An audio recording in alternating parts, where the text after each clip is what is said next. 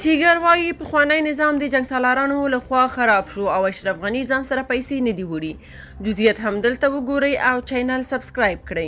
سیګر وایي د افغانستان وحشي جنګسالارانو چارواکو کمزوري حکومتداري له وجې نیمګړی ثبات شاته پرېښودی و.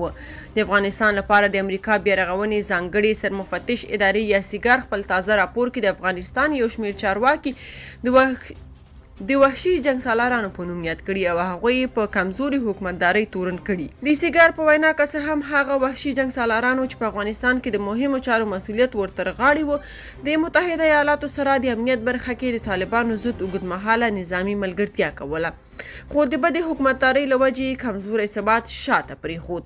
بلخوا د افغانستان د بیارغونې لپاره د متحده ایالاتو ځانګړي سرمفتش یعنی سیګر په تازه راپور کې ویلي چې داسې ښکاري چې په هغو ادعاو کې مبالغه شوې چې وایي مخکینی جمهور رئیس محمد اشرف غني د کابل څخه د تیښتې پر وخت د ځان سره 1.9 میلیون امریکایي ډالر وړي. خو د سیګر په لومړني تحقیقاتو کې معلومه شوې چې د افغانستان د مخکني حکومت د سقوط په مهال د مختلفو دولتي ادارو څخه لسګونه میلیونونه ډالر ورک شوي او تر اوسه هیڅ درک نه دی معلوم.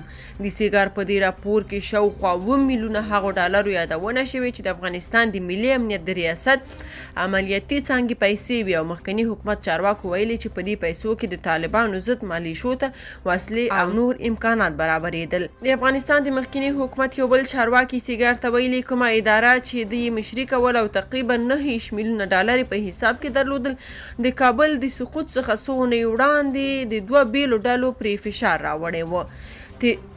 د چارواکي ادعا کړې چې یوې ډلې ګواښلی و چې هغه شخص د مالي چارو مسؤل په توګه وګماري چې هغوی غواړي.